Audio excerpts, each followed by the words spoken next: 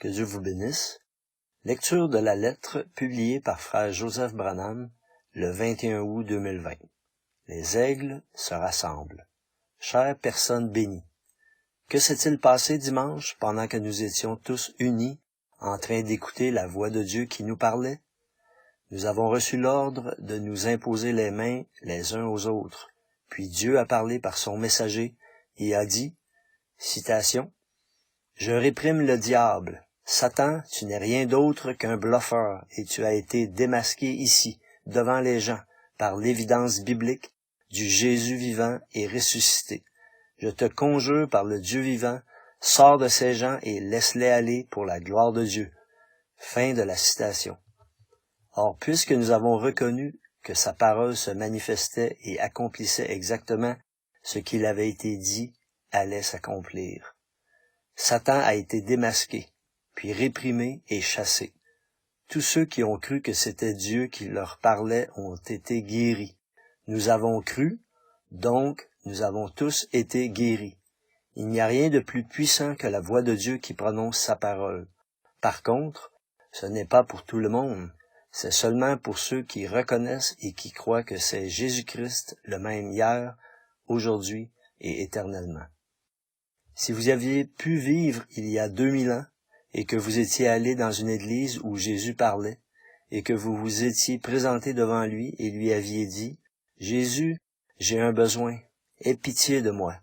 Je reconnais qui tu es, prononce la parole et je recevrai ce dont j'ai besoin. » Quand il aurait prié pour vous, votre cœur aurait bondi de joie, car vous auriez su que rien ne pouvait faire obstacle à sa prière. Aujourd'hui, Dieu a pourvu d'un moyen pour nous de faire exactement cela. Une église où nous pouvons aller et où Jésus lui-même parle. Certains ne reconnaissent pas cela comme étant une église, mais c'est tout de même une église. Citation. L'autre soir, il y en avait d'un bout à l'autre du pays qui étaient reliés à nous par le téléphone. Tous les 200 000 carrés, il y avait une de mes assemblées. Fin de la citation. Si vous désirez que Jésus parle dans votre église à la maison ou dans votre église où vous pouvez tous vous rassembler, je vous invite à vivre l'expérience d'avoir Elohim qui vous parle directement. C'est très facile. Appuyez sur le bouton lecture. Ce dimanche-ci, il nous parlera de nouveau et se dévoilera devant nous, prouvant qu'il est Jésus-Christ ressuscité. Il nous racontera également en détail ce que Zachée pensait le jour où il est monté dans l'arbre afin de voir Jésus, comment il essuyait son vêtement neuf pour y enlever les ordures qui s'y étaient accrochées, et comment il avait eu des échardes dans ses genoux et partout dans ses mains, comment il était simplement assis là, en train de les retirer, attendant que ce soi-disant prophète passe par là. Personne ne pourra me voir quand il arrivera par là. Quand il tournera le coin, je vais tenir cette grande feuille ici pour que je puisse regarder et le voir. Comment l'aveugle Bartimée ne s'était pas réveillé à l'heure et était arrivé en retard ce matin-là, car toute la nuit, il avait rêvé qu'il pouvait voir de nouveau. Il s'était tourné et retourné dans son lit parce qu'il pensait qu'il pouvait voir. Mais il s'était rendu compte que ce n'était qu'un rêve.